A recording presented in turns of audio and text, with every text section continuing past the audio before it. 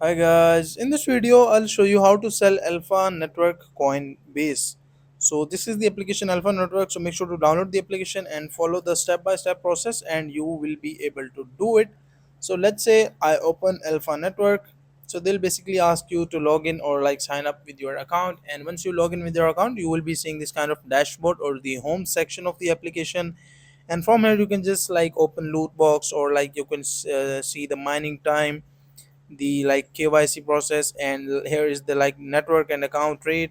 So you can read the account balance as well on this section, and from here this is the like your profile. And if you want to like start KYC, make sure that you have verified your KYC, and after that you will be able to sell your Alpha Network coin.